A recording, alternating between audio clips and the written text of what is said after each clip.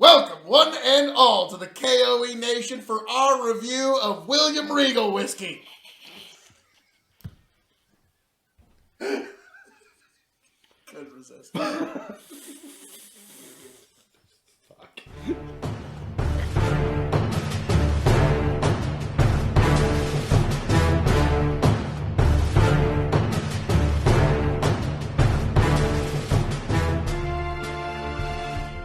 Welcome, one and all, to the K.O.E. Nation for a very special, premium Highland Scotch Whisky review of the Single Malt Persuasion.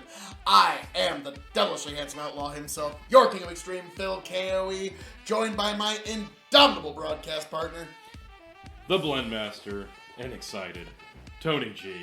Like, share, subscribe. This is the culmination of the travel exclusive line that will soon be a distant memory from the Dalmore, the Regalis. Yes, Regalis, the last of the travel exclusives that were just discontinued last year. We hardly knew you. Hardly, yeah. This is the first time I've ever gotten a bottle of it, so I am really happy to have my hands upon this a solid liter bottle, so it's a good deal. Regalis means royal and represents our heritage. The 12-pointed royal stag crest of the Dalmore dates back to 1263, when the chief of the Clan Mackenzie bravely saved King Alexander III of Scotland from the fury of charging stag. At the Dalmore, we believe that the fortune favors the brave, and this proved to be true for the Clan Mackenzie, who were given 3 rewards by the grateful king, including the right to use this noble emblem in their coat of arms.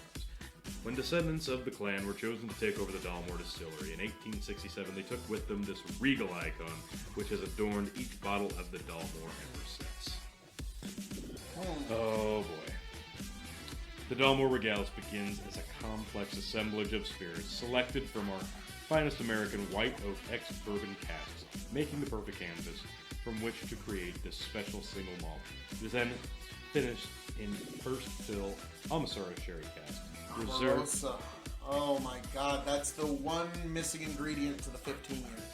Methuselah, Amoroso, and Apostolese sherry. Those are the 3 that go into it, so Reserved from the Gonzalez Baez Bodega for the Dalmore's exclusive use, the casks have held Olsor sherry for a minimum of 15 years before they are ready to achieve the flavors our master distiller is seeking for this expression.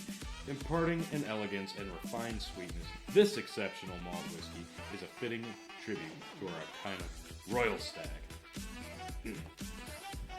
On the nose, I don't want to ruin it for you. I'm going to let you get a new nose first, and then I'm going to tell you what I'm getting on the nose a lot. Oh, okay. Like a lot. Wow. I'm getting Interesting. Chardonnay, Riesling, Pinot Grigio, the basic white wines. It's got that tingle and it's in also the aroma, that you would get with a white wine. Okay. It's also where I suspect a lot of that lightness in the 15 comes from, is from the Amoroso now. Wow. Because the Apostolese. Very crisp, very clean, very, again, inviting, but... Oh, wow, that was... This does kind of seem like a super 15 without the age statement missing 2 sherries. Is that, that's the best way I can put it. It's not a full 15, but it's getting close. There's a carbonation scent that I can't pinpoint. Like champagne. Maybe that's it. Because it's part of the white wine. Yeah. That's what I would guess. Wow.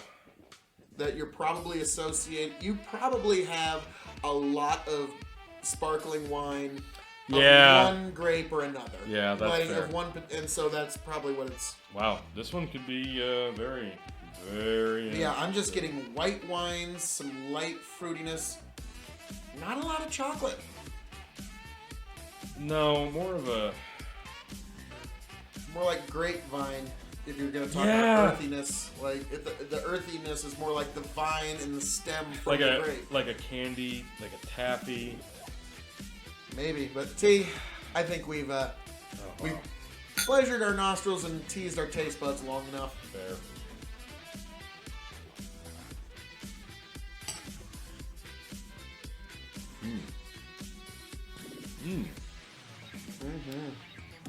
That is pretty subtle. Like a thick champagne without the bubbles and some spice on the end. Yeah, oh, yeah. That's what I'm getting is just, it's like champagne, no bubbles, thicker, with spice. Some fig notes there on the end, maybe. Yeah, I'll give you that. There's a light fruit there. But again, like, I'm just being overwhelmed with the wine. It's just all white wine.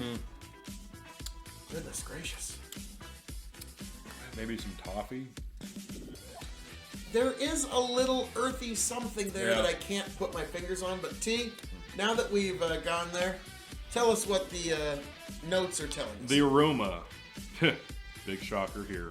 Mulled wine, exotic fruits, marzipan, sweet syrups, toffee.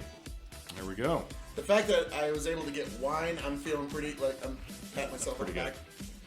The palate, Triage toffee, roasted walnuts, pecan cake, and Manuka honey. I don't know exactly what Manuka honey is, but Probably I want it. where we're getting a lot of the sweetness. Because all those things you said are very light flavors. This is crisp. Very, very crisp. Now, I'm sure Richard Patterson and all the folks at Dalmore are watching this, so this is a good way to compare American palates to all of you over there in Europe and the UK. As soon as I say the finish, you're not going to be able to unlearn this.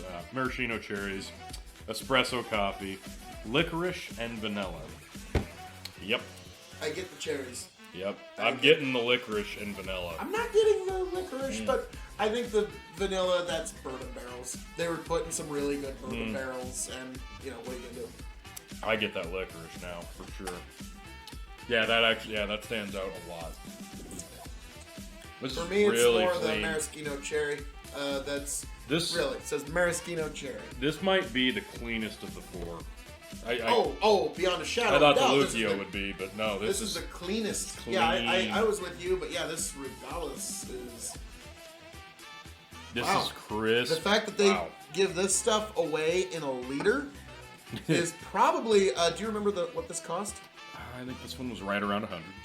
Okay, like as much as I'd say, it's probably one of your better buys in terms of value for high craftsmanship to high amount you're getting for dollars spent. Because you're getting a solid liter jug of the thing. True. Like around here, we don't even call it, I got me a liter jug. But it's filled with some of the best Scotch whiskeys in all the world. So, yeah, that's fair. Goodness gracious. So, wow. Well, folks, now we have to get into the very hard part. The grading. We grade on 3 scales on a 5-star scale, and then a shelving question, and then the secret 5th question. So we will see where we land on this. So we're going to start off. Here's the categories for those who don't know. Single malt Scotch, Scotch, and whiskey. So start off with single and then keep putting it up against a wider array of opponents. So Tony, as a single malt Scotch, how do you grade this on a 5-star scale? As a single malt, I'm going to be a little harsher on it, 3.75. 3.75, and why is that? It's very clean. This is immaculate to drink, don't get me wrong. Like, this took effort, but it's very, very light. It's complex as hell, but it's so clean that almost overtakes a bit of the fact that it's so complex, if that makes any sense. I understand what you're saying, and it's kind of funny. When you were saying it's so clean, I took a drink and a bit of it almost went down the wrong pipe for a second, so I went, yeah, so clean. So, but no, I was able to fight it off. And again, if it was any other spirit, I would have hacked and coughed right there. But this is so clean that whiskey almost for a moment went down the wrong pipe, and it wasn't a problem. Yeah. Okay, like I've had grape juice that's almost put me down when it's gone down the wrong pipe. So that's quite something. And this is 40 ABV?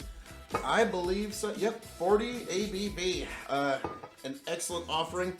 I'm going to disagree with you entirely, Tony, and I'm giving this 4.25 as a single malt Scotch. Okay. This is shockingly good, and it's one of my favorites of the travel exclusive line. Okay. So little bit of disagreement. Now, as a Scotch, putting it up against any Scotch you've ever had, and also introducing someone to Scotch, how would you rate this? I'm gonna go 4.25 on a Scotch scale. Okay, and I'm gonna agree with you, and in this instance, you are a philosopher king, and you know what you're talking about, because this one would be a great introductory, just be a great dram for you to just have on your own. Yep. This would be one I would never cocktail it, but you could. It'd make one of the best Scotch and sodas you ever had, but why would you do it? That's like putting a Ferrari engine on a go-kart that you and your dad made when you were 8. Yeah. Like, you can do it. Just don't. But why? Yeah, so, you're right, though, it would. Putting an ice cube in this would just one. I think already with the 40% ABV, this is this tastes like 30. Like, this could be dangerous to drink. Yeah. Yeah,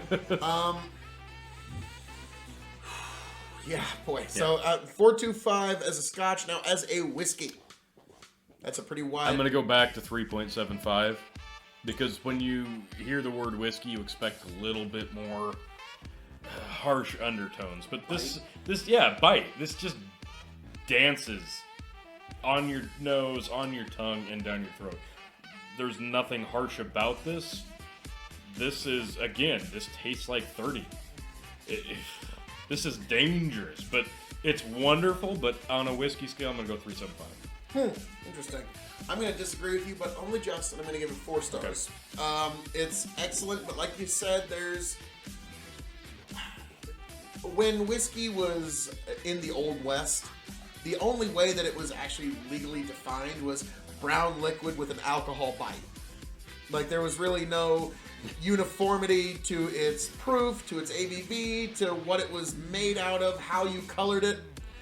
And now we've gone to this point where we've got a liquid that almost doesn't have a bite. No. And it's got as much alcohol as any Crown Royal, as any Johnny Walker, as any standard Jim Beam, Jameson, whatever standard alcohol offering. This has the same, but it does not drink like it. No.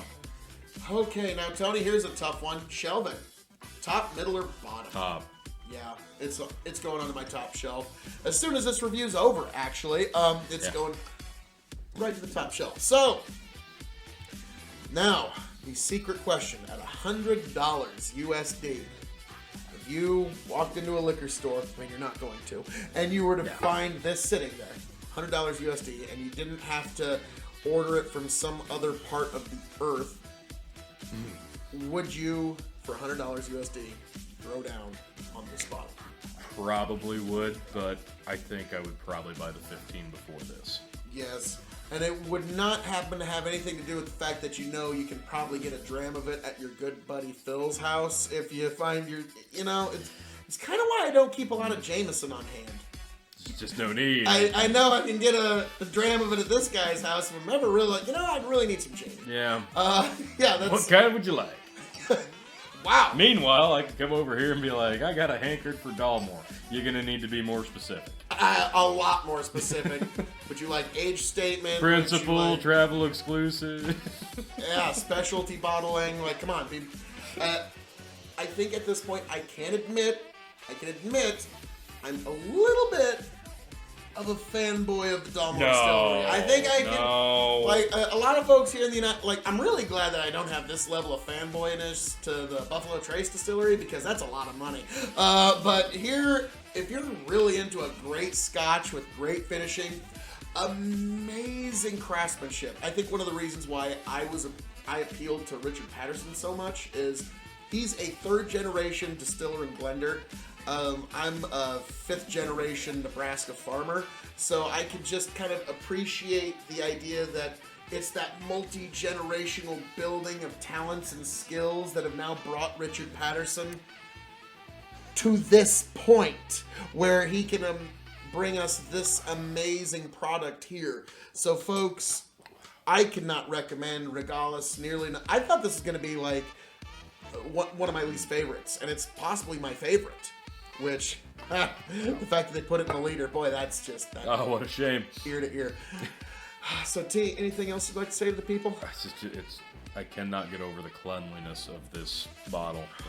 Seriously, like this This is shockingly clean and crisp, and wow, it's hard not to just over and over put to your mouth. Yeah, and like I said, I know it's kind of like an unusual thing, but yeah, the fact that I almost had it go down the road, because we've all had that happen when, and it didn't cause a reaction. That says a lot. Yeah, this is just amazing craftsmanship, some of the finest put together liquids on God's green earth. So folks, as I'm known to say around here, all that being said, thank you for joining us for this very special review of the Dalmore Regalis, Amoroso Sherry Cask First Fill Travel Exclusive Single Malt Highland Scotch. I am your King of Extreme, Phil K.O.E. Be sure to like, share, subscribe right here at the K.O.E Nation. And I am signing off and handing it off to my indomitable broadcast partner, the one, the only, Tony G, the blend master approves. Another job well done.